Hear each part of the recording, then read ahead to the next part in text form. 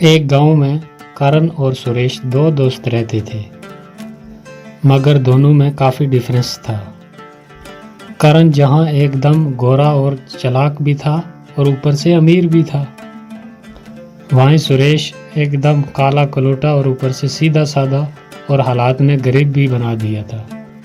करण उसके कालेपन और गरीबी का बहुत मजाक उड़ाया करता था और करण को बीवी भी ऐसी मिली जो उसके घमंड को दुगना कर गई और उसने उसके कान बार बार के कि कैसे भी करके इस अपने गरीब काले दोस्त से पीछा छुड़ाओ। खुद तो एक अच्छे खासे मकान में रहते थे, वहीं सुरेश एक छोटे से मकान में अपनी पत्नी के साथ खुश रहने की कोशिश कर रहा था, लेकिन उसकी बीवी उसे खुश नहीं रहने देती थी। वो उसे गरीबी के ताने मार मार के हर दिन उसे अंदर से खोखला ही कर दिया था। एक दिन परेशान होकर सुरेश जंगल में बहुत दूर दूर निकल गया। रात भर जंगल में बिताने के बाद जब सवेरे उठा तो उसे पास में एक कुआं नजर आया। असल में ये जादुई कुआं था। सुरेश ने उस कुएं में अपने हाथ मुंह धोकर मन ही मन में बोला, काश मैं भी अपने दोस्त की तरह गोरा और अमीर होता।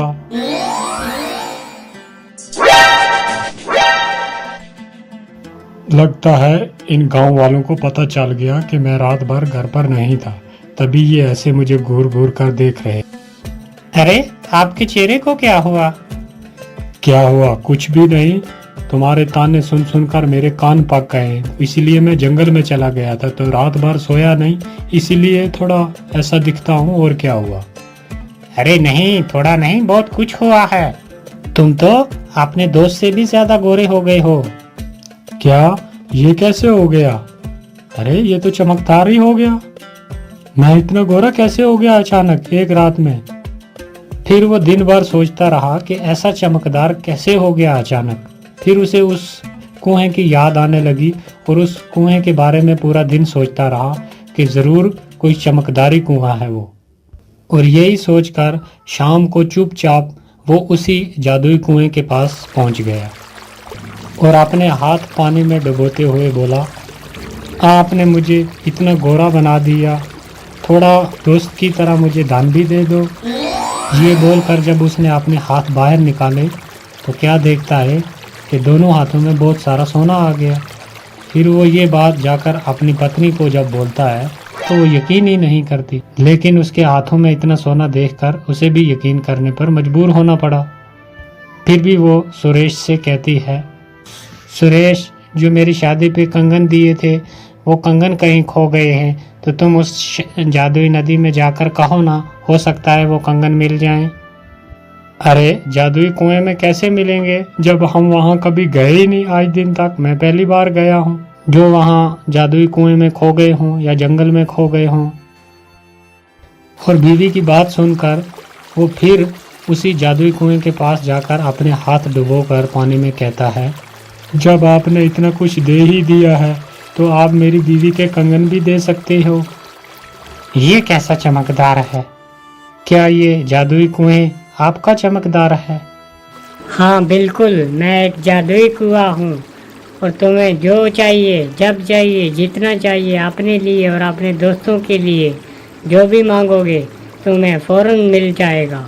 आप सच कह रहे हैं? जादुई कुएं क्या? हाँ, लेकिन एक बात याद रखना, तुम अपने लिए या अपने दोस्त के लिए जो भी मांगोगे उसका तुम्हें दुगना दे दिया जाएगा। इस बात को अच्छे से याद रखना।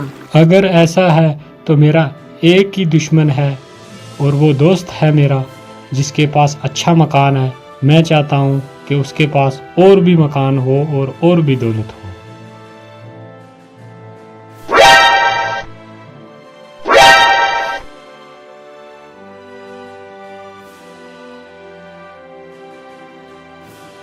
इतनी बड़ी उपलब्धि, इतना गोरा रंग और ये बड़ा मकान इसके पास आया कहाँ से? यहाँ दिल का अच्छा और बोला सुरेश उस जादुई कुएं के सहारे मजबूर और बेबस लोगों की मदद करने में लग जाता है। वो उस जादुई कुएं के बारे में किसी को कुछ भी नहीं बताता, और वो किसी की भी कोई चीज खो गई हो या किसी को किसी चीज की जरूरत हो तो वो चुपचाप उस जादुई कुएं में जाकर अपने हाथ डुबोकर उन लोगों को वो चीज मुहैया करवा देता था। यहाँ तक कि वहाँ का जो राजा था उसका बेटा एक बार खो गया। उसे कभी भी ना पूछने वाला वो राजा भी दौड़ा दौड़ा उसके पास आया और सुरेश ने उसे दूसरे दिन आने को कहा। फिर रात को सुरेश चुपचाप उस कुएं के पास चला गया और अपने हाथ पानी में डालकर बोला, ए जादुई कुएं, ये राजा मेरी कभी कोई इज्जत नहीं करता था, लेकिन आज अगर उसका बेटा मिल जाए तो मेरी बहुत इज्जत बन जाएगी। बेचारा बहुत परेशान है, उनका बेटा मिला दो।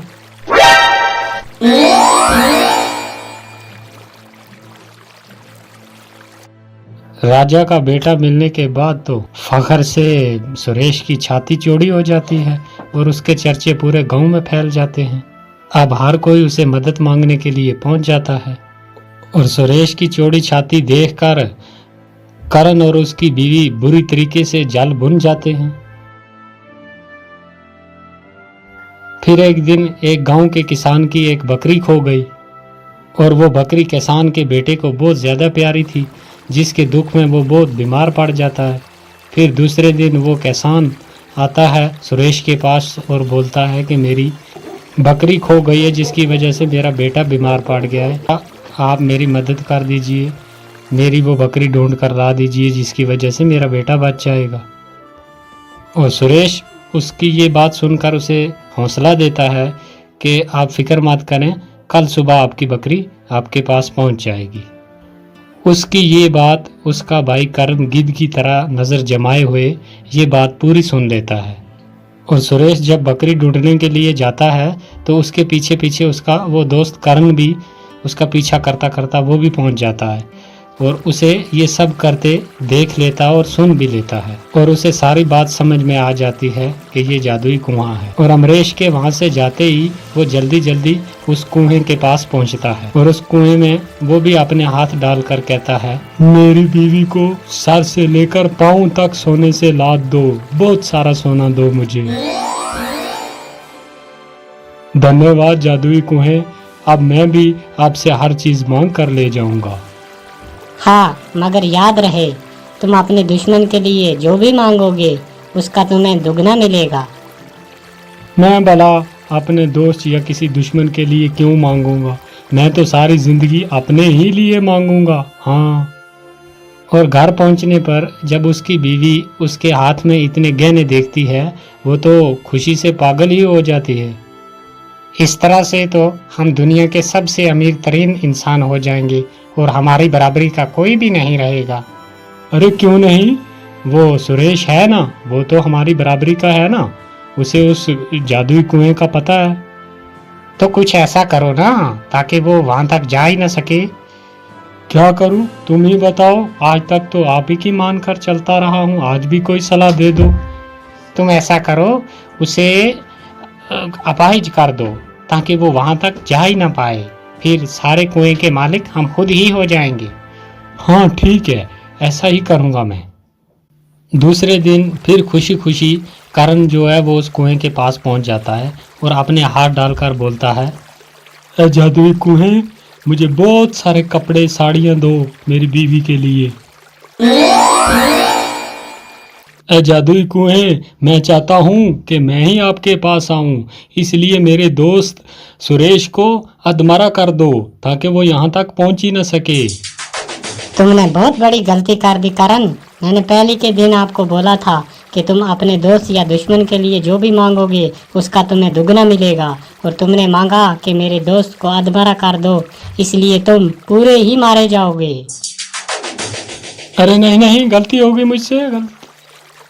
लालच में करण को कुएं की बात याद ही नहीं रही और उसने लालच में आकर अपनी जान से हाथ धोने पड़े।